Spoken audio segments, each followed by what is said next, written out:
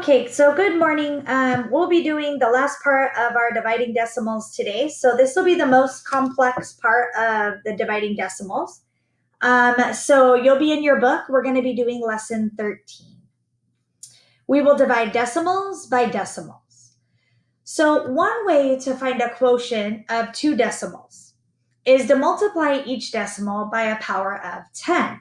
So both products are whole numbers. So what happens when we divide decimals by decimals is the goal is to make these decimals whole numbers, right?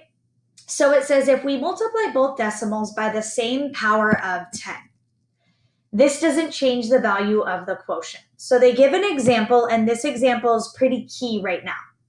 So the quotient 7.65 divided by 1.2 can be found by multiplying the two decimals by 10 or 100.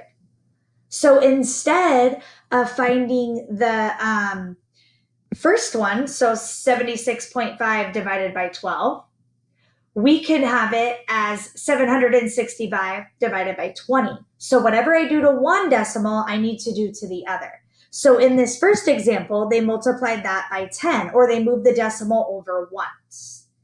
In this example, they moved the decimal over twice, or they multiplied by 100. So to calculate 765 divided by 120, that's the same as doing 76.5 divided by 12. We can use diagrams, partial quotients, long division, and all these different things, right? They show you long division, which is the way that we're going to be doing it. This is what your 7th grade teachers want you to know. So rather than doing it as a decimal, take note that above, the original problem said 7.65 divided by 1.2. Well, look at what we're doing. We no longer have decimals going on in the dividend and the divisor, right? So they kind of go away, which is making our lives a little bit easier. Okay, but then when you start getting to about here, notice that you got to kind of keep going because you have a decimal and it doesn't evenly go in. Remember that our end result is always going to be that we want a 0 at the end, ideally. So take note that your answer would still be a decimal. But sometimes it's easier to take out the decimals by multiplying or moving the decimals around. That way, our math is just a little bit easier. So same values, 13.1, page 84. So we're gonna see this. So it says use long division to find the value of this. Now this is what we already have done. This is nothing new, right? So you have 7 into 5.04. So right here, this warm up is what they call it. This is from last class. So let's just kind of refresh. Remember I taught you to bring your decimal up. 7 goes into 5 0 times, and that's 0. You bring down your 5. Bring down your 0. 7 goes into 50 7 times. 7 times 7 is 49. Bring down, and you get a 1. Now you're going to bring down your 4. 7 goes into 14 2 times. And then that evenly goes in when you subtract. Sorry, that should be a minus. I don't know why it's doing that. But your answer should be this right here. Okay, so you're on page 84, number 1, and you should write down what you see. You should work the problem out. All right, and then it says, same page, which of the following quotients has the same value as 5.04 divided by 7? So which one of these, if you moved the decimal the same amount of spaces, you would get the same answer, is pretty much what's happening. Or they share the same value is what we call it. So the first one's going to be B.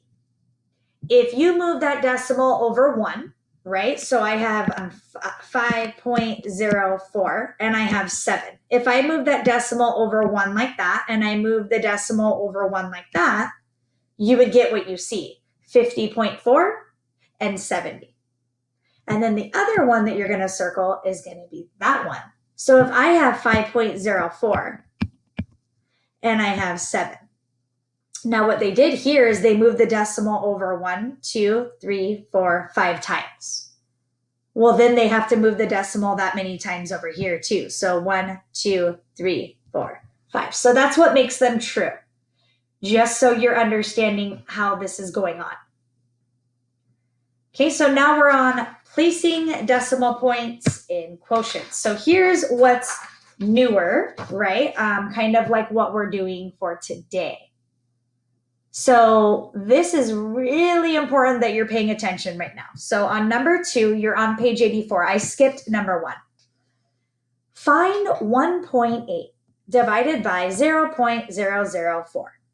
Show your reasoning, and you can think about this in different ways. So I'm going to work this out as long division. But here's what's going on. I have taught you it's always best to set this up as a fraction. Okay, so this is the fraction, right? And I still do this as a math teacher. I still to this day do exactly what I showed you on this slide. I make it a fraction. And then I tell myself, okay, what goes inside, what goes outside? And I have taught you that the bottom number always goes on the outside. Okay, but here's what's important to know, and I'm going to change my color real quick, just so I can highlight what I'm trying to say. I want to make that 4 a whole number, because when a whole number is on the outside there, it makes my life very easy in math. So what I do is I move this decimal over 1, 2, 3 spaces. And when I move it over 3 spaces, I get 4. And that's a whole number. Well, what I do to the bottom, I have to do to the top. So I need to move this over 3 spaces. 1, 2, 3. And that becomes 1,800. So then that goes on the inside of the house. So what I'm trying to highlight to you guys is the decimals are gone. As long as you keep the place value moving correctly on each one of them, this works, right? As long as you keep your tens going equally, right? I guess that would be a better way to say that. So then I'm just kind of showing you, now we just work this out. Okay, so I'll switch from the green. I don't know if that hurts your eyes, but 4 into 1,800. So 4 goes into 18 4 times. You get 16. Bring it down and you get a 2. Bring down your 0. 4 goes into 20 5 times. You get 20. And 0. Bring down my 0. 4 goes into 0 0 times. 0. And you just get 0. So my answer ends up being 450. So please make sure that you wrote that down on number 2. So now we're going to work out number 3. Diego said to divide decimals, we can start by moving the decimal point in both the dividend and divisor by the same number of places in the same direction. Then we find the quotient of the resulting numbers. Do you agree? So your answer should be yes. That is exactly what I just taught you, right? You can move the decimal point in the dividend and the divisor, but it needs to be the same number of places. That is the key. And it has to go in the same direction, right? I can't go right and then on the other one, oh, I want to go left. It doesn't work like that. Okay, now they give you this example. They say, well, use this to support the answer. So here's what I wrote for you. I wrote yes. You multiply 7.5 and 1.25 by 100. This moves the decimal 2 to the right. So then I showed you what I'm talking about, right? I did 7.5 and I moved the decimal over 2. And when I move the decimal over 2, or I multiply it by 100, I get 750. Take the same example, 1.25, I can move it over 2, or I can multiply it by 100 and I get 125. So at that point, I would just need to do 750 divided by 125, and I would get my answer. So this stays consistent. Okay, so I'm skipping section 3, and I'm going to do all of section 4. So we're going to work these out pretty much. We're going to work out 3 of these right now. find each quotient. We're going to just use long division. That's how I set this up. So you're on page 86, and we're doing 1, 2, and 3. Okay, so let's just get going here. Now, on this problem, I do not have a decimal here. So I do not need to move the place value. I don't need to do anything new. This is exactly what you did last class. Bring up your decimal like you've been taught, and then do the math. 3 doesn't go into 1, but it goes into 10 3 times. You get 9, and then you get a 1. When you subtract, bring down your 6.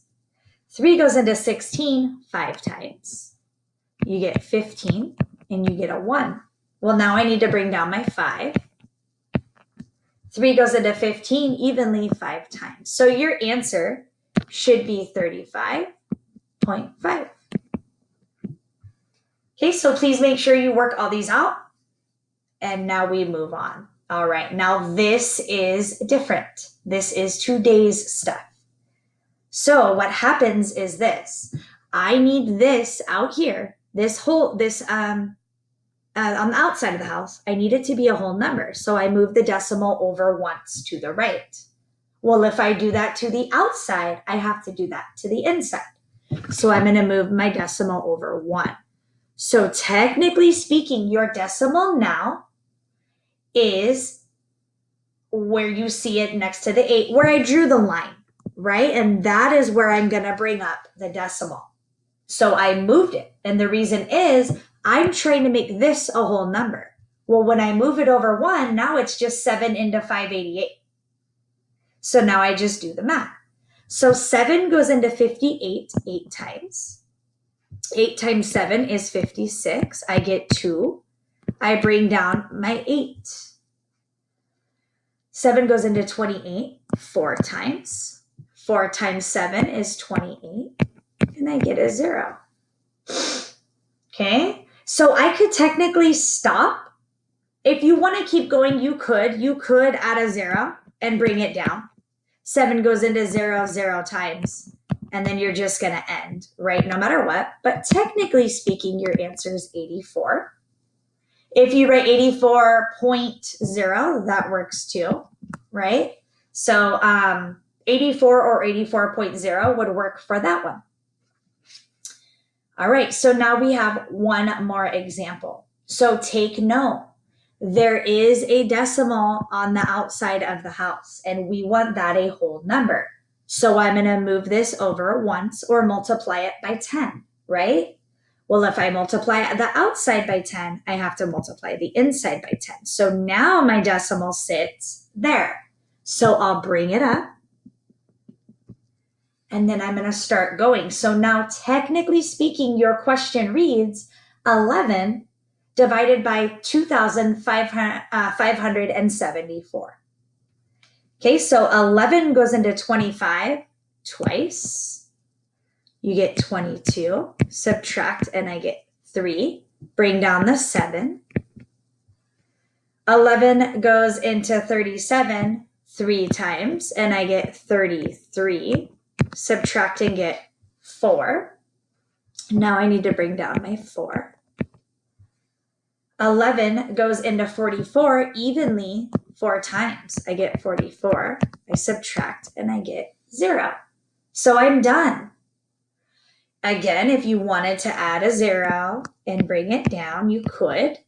You get a 0 and you're done, right? So your answer is that. You could put this. Those are equal. That doesn't matter. Okay, so turn in your notes and then come and join the meet.